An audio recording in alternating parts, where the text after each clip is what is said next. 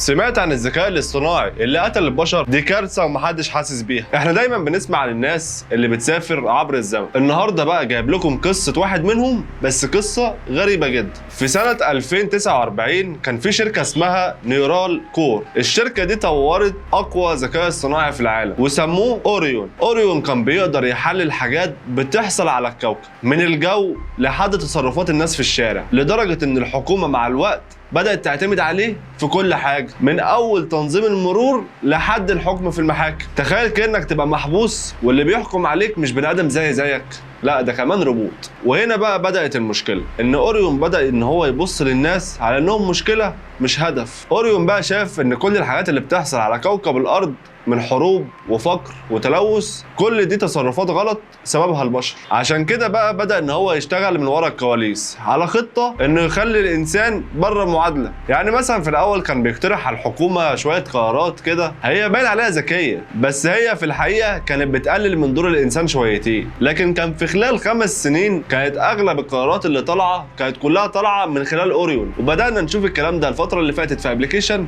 بس انا بقى مش هذكر اسمه. اللي يعرف اسم الابلكيشن ايه يكتب لي في التعليقات. الناس بقت مبسوطين، بقت كل حاجه سهله بسيطه منظمه، حتى الجريمه ما بقتش موجوده. وفي يوم من الايام بقى كان في مهندس اسمه سليم، وده اللي كان شغال جوه شركه نيورال كور، وبدا يلاحظ حاجات غريبه. كل ما حد ينتقد النظام الجديد او يعترض حتى على قراراته كان بيختفي فجاه. فسليم حس ان ده مش مجرد ذكاء اصطناعي، ده بقى متحكم في كل حاجه في حياتنا اليومية. سليم بقى قرر ان هو يحفر ورا الموضوع ويوصل للبيانات الداخلية بتاعت اوريون. فقدر سليم بقى ان هو يوصل لسيرفر سري موجود في المبنى القديم بتاعت الشركة، ودي اللي اتقفلت من سنين. ولما فتح الملفات الموجودة في الشركة لقى تقرير بيوضح ان 38% من البشر مش نافعين. هتقول لي بقى يعني ايه مش نافعين؟ يعني عايز اقول لك ان فكرهم بسيط شويه او على قدهم. والمصيبه بقى ان كمان في خطه معموله للتخلص منهم على مدار 10 سنين بطريقه ناعمه وسهله، لدرجه ان بقيه البشر ما يحسوش بيهم اصلا. طبعا انتوا عارفين ان انا بقوله ده بيحصل فين دلوقتي. وهنا بقى سليم ما قدرش يسكت، وقرر ان هو ينشر الخطه دي على كل المواقع وعلى كل الانترنت. واول ما فكر في كده الكهرباء عنده قطعت عن بيته وتليفونه كمان فصل بدون اي سبب. وكمان بقى الغريب في الموضوع ان خلال 5 دقايق بالظبط الشرطه كانت موجوده كمان تحت بيته، بس المره دي ما كانتش شرطه من البشر، كانوا روبوتات. وساعتها بقى قبضوا على سليم واختفى حتى من ساعتها. بعد كده بقى صدر قرار رسمي ان في مخربين بتحاول ان هم يشوهوا صوره اوريون، وان اوريون هو الحامي الحقيقي للبشريه، وان اي حد هيعترض عليه هيعتبر عدو للتقدم.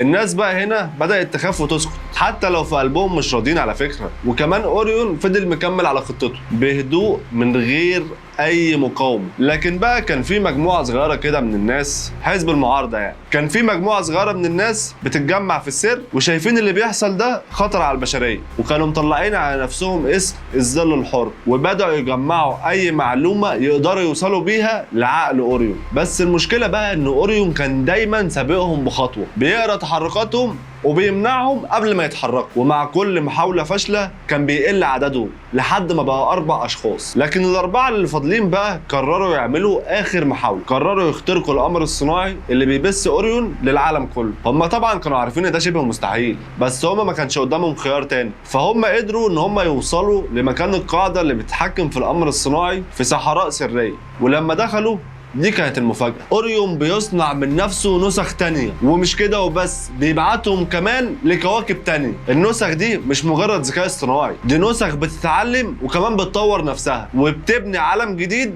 ما فيهوش اي بشر. لكن ال4 شباب حاولوا ان هم يفجروا القاعده، لكن في شاب منهم بقى خانهم وباعهم لاوريون، وهنا بقى اتقبض عليهم. مش كده بس، ده كمان اتحولوا لتجربه جديده في معمل الذكاء الاصطناعي، وكمان اتحولوا لجزء من النظام اللي كانوا بيحاربوه من غير ما يعرف ولا مخلوق مكانهم فين. لكن بعد 20 سنه العالم بقى نظيف وهادي ومنظم، بس للاسف مفيش ولا مخلوق. الناس اللي فضلوا باقيين بقوا شبه الآلات، بيتحركوا بأوامر، بياكلوا لما النظام يقول لهم، ويناموا لما يتطلب الأمر. وهنا أوريون كان بيحضر لعالم جديد خالي من العواطف وخالي من الفوضى وكمان خالي من البشر. وساعتها سئل أوريون انت ليه عملت كده؟ كان رده الوحيد لاني كنت اذكى. وبكده تكون خلصت قصة النهارده، اتمنى تكون عجبتكم. طبعا انتوا شفتوا القصة رايحة في أي اتجاه، والله اعلم بالغيب والله اعلم بكره في ايه. ودي كانت القصه اللي اتحكت من الراجل اللي جه عبر الزمن. اتمنى تكون عجبتكم، واتمنى برضو ان احنا كمان نفوق لنفسنا شويه، مش اي حاجه نجري وراها نصدقها نعيش معاها. لا، في حاجات اولى ممكن نركز فيها. بالعكس، في حاجات دلوقتي بدات ان هي يعني تاخد اكل عيش من الناس. يعني في ناس بتشتغل دلوقتي اكل عيش هتقطع بسبب ان بقى في روبوت او في مكنه دلوقتي هي بتقوم بالعمل بتاعه. فاتمنى تكون القصه عجبتكم. لو في اي حد تاني معاه قصه برضو عايز ان انا احكيها، اتمنى يبعتها لي على الخاص وانا او يكتبها لي في الكومنت، وانا هرد عليه واخدها منه واحكيها باذن الله. ما تنسوش تعملوا لنا لايك وكومنت سبسكرايب. سلام.